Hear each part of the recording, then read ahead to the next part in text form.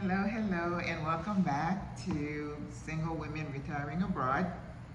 As promised, I want to continue telling you about Panama because there is so much I could not fit it in that 15-minute video. So this is going to be video number 11.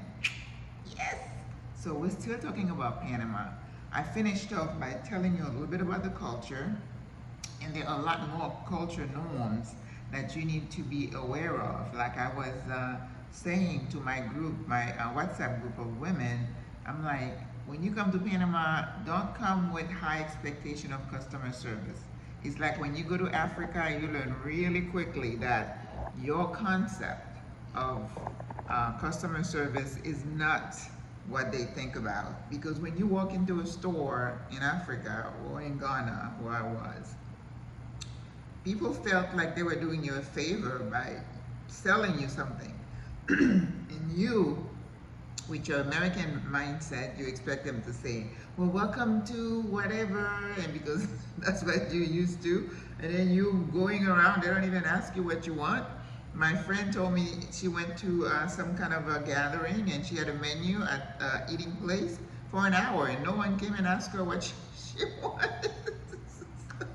So we get bent out of shape because some of the stuff doesn't meet we're used to. God, let me speak. But that's why you need to learn so that when you come face to face, you don't get upset. There was a gentleman, he's not a nomad, he travels and visits different countries, and I was watching his review of Panama, and he said he went to a store at Albrook and they put the change on the counter, didn't put it in his hand. Well, that's the norm here. When they put it in my hand, I'm shocked. So it pays to get knowledgeable about those little things, because if you let them get to you, then it's gonna rob you of your enjoyment of the place. That's just the way it is. Noise, that's the way it is. Fireworks, that's the way it is. People say, go get some earplugs and go to sleep. If you don't like it, then you're gonna move, because it doesn't matter if you're in the city, it doesn't matter if you're in a small town. When it's time to party, they party. The music is loud, the boom goes on. I was house sitting for this lady and she left because she knew what was coming. It was like 4 o'clock in the morning. The other day we doing carnival. The music was boom, boom, boom until 4:30 in the morning. Yeah, that's Panama, okay? You need to know that so that it doesn't shock you. So make sure, if you like to just hear crickets and little bird noises, go in the wild. And we do have the wild here. Anyway, I'm not trying to scare you. I'm just trying to keep it real because that's what I promised you. If you don't know me by now, you should. But if it's your first time seeing me, I'm Maggie Lazar, and I'm a nurse practitioner who retired to Panama. I've been here for over a year. This channel is dedicated to the need of the single elderly woman seeking to Blaxit to retire in Panama. Some of the concepts I talk about apply to wherever you're looking to Blaxit, but certainly I'm a little biased because I'm here in Panama and that's what I know. I cannot give you details about Thailand or Costa Rica. Other people can do that, but that is not what I do because, you know, I'd be a fraud. I don't know anything about those countries. But anyway, let's go to the geography. We already said that Panama is an isthmus. That means it's got water on both sides, but you still have a land mass. It's not an island. Panama has about a population of about 4.4 million people, and almost 2 million live in the city. So this city is jam-packed with people, and you could hear the noise, the traffic, the cabs. It's busy, okay? Panama is divided in 10 districts. Well, like in the States, you have 50 states. Maybe you would consider those like a state. But it's not a big country. I didn't give you anything about landmass because it doesn't mean anything to me. Somebody said you could take a car and drive from one end of the country to the next in about 8 hours. So it's not a big country. 10 regions, and each region is divided in districts. So you could say like in the US, You have a state, then you have counties, would be like district, and then you have cities. We call those corregimientos, like neighborhoods. You know, like if you go to Paris, you have arrondissement. I always like to make that analogy because they each have their own little flavor, right? And if I hop on the metro or a bus and I go from one place to another, and then it's like you're in a whole different area. You could see the difference in the neighborhood. Panama City itself has about 26 corregimientos. The other day, you know, we have election this year in May, Cinco de Mayo, the 5th of May. I can't participate. I am not a citizen, and I don't think I would be knowledgeable enough. I'm learning, you know, I'm a learner, and I like to learn about the country and other things, but I wouldn't be in a place where I can say I'm going to vote for this or that one. But we're not supposed to get into politics. I'm just telling you that we have election this year. And I think I do another video about that where we go into more detail because they have different parties here. This is not like we have the Congress and the Senate in the US. It's different. They have some, what do they call that, independent parties. And anyway, so they have debates going on and the youth is involved. And the other day, they even, I think when they have the presidential election, they also have the alcalde, which is like a mayor / city manager. So they had a debate too. They have like 5 people vying for that job. The economy of Panama depends heavily on service. Service meaning tourism, restaurants, hotels, and there is a big financial, I don't want to say center, but a lot of people I read from, you know, if they're like in Europe, they park their money here in Panama. So you have a lot of, you see the tall buildings, remind you of Miami, and people, so there are a lot of banking centers here, a lot of banks, right? A lot of banks.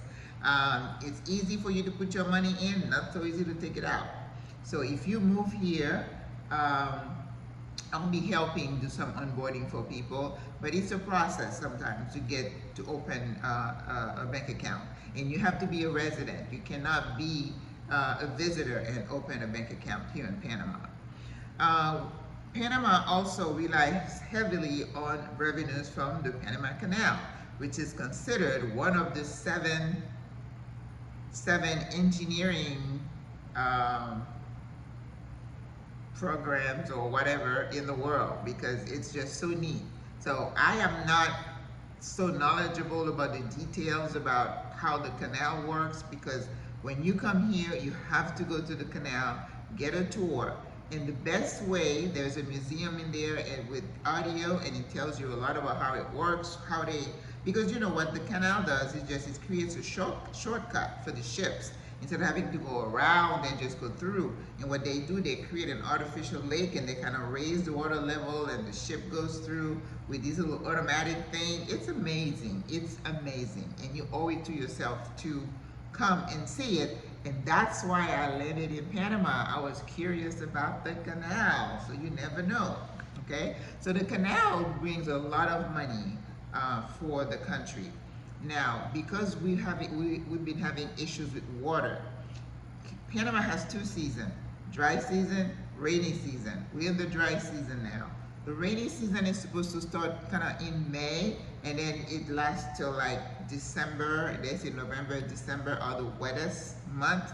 I was here last November and December, and it did not rain that much. So climate change is affecting us. So I was worried about the revenues because some larger, heavy ships had to be detoured and they could not accommodate them because of the low water level. They talk about it all the time on television.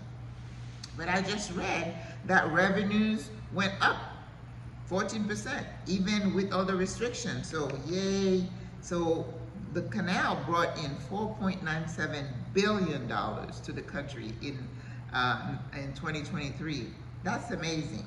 So at the end, I want to talk about a few opportunities because there is so much that could be done with tourism here, because Panama is such a beautiful place. There is so much, like the city has so much going for it.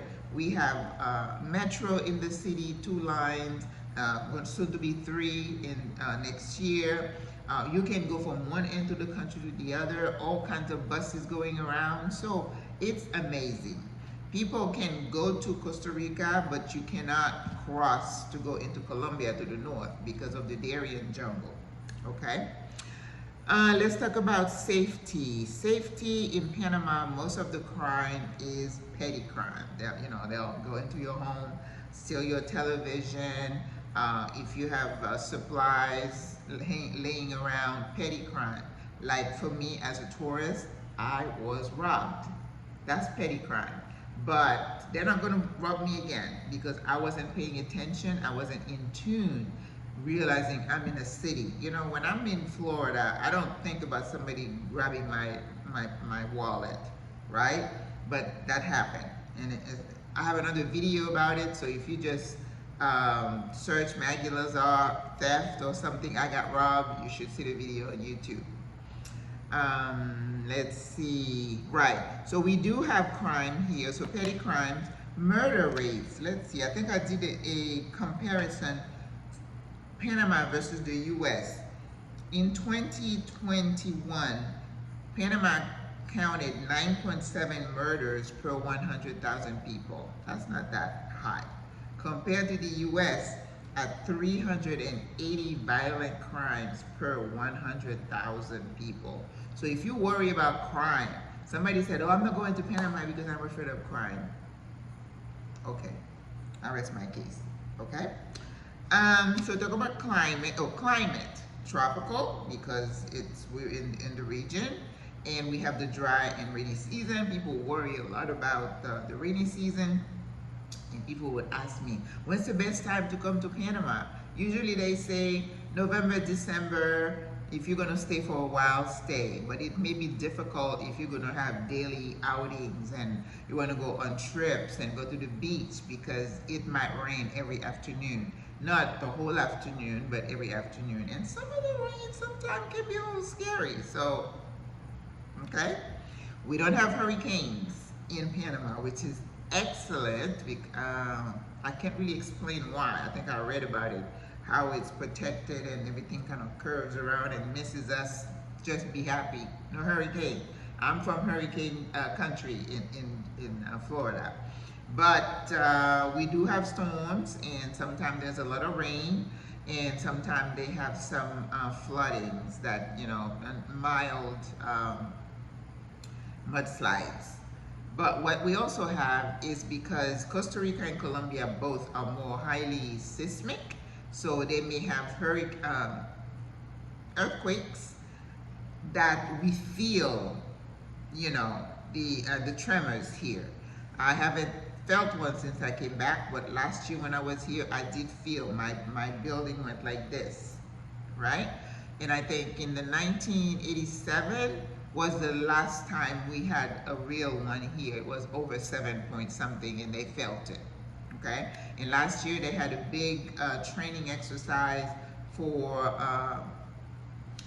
disaster drilling. So, all right, so for a small developing country, I think Panama is doing a lot of good things. Male, female in the population 50-50. Life expectancy is kind of close to the U.S. Male 74 and female 79. So. And again, I'm going to talk about health. There's a lot that could be done to improve the life expectancy. But if the U.S., with all the technology and all the resources, can be close to Panama, I rest my case. Religion, 80% Catholicism, the rest of it divided into Protestant. I see a lot of Jews here, a lot of, not a lot, but Chinese. I've seen a few Muslim here, not a lot. What I haven't seen are the Mormons. I thought I saw a couple of these kids on the bikes, but I'm not sure. There is no death penalty in Panama. It was abolished in 1922. I thought it was interesting. And Panama's quality of healthcare has surpassed, is better than that in the US. Take that to the bank, okay? So current challenges for this country: water, a lot of issues with water access in some communities, Trash pickup is a problem, and the landfill keeps boiling, and it's not a good thing. The canal, the water level in the canal, so we need to find some scientific way to take care of that. Education is a big issue. Just because the economy is based so much on service, there is a lack of technical ability in the younger population. So there are a lot of companies who are here bring their people, so we need to educate and raise the level. Domestic violence is an issue. There is femicide, some women getting killed, murdered, or disappearing young kids, young girls. So that is a problem that all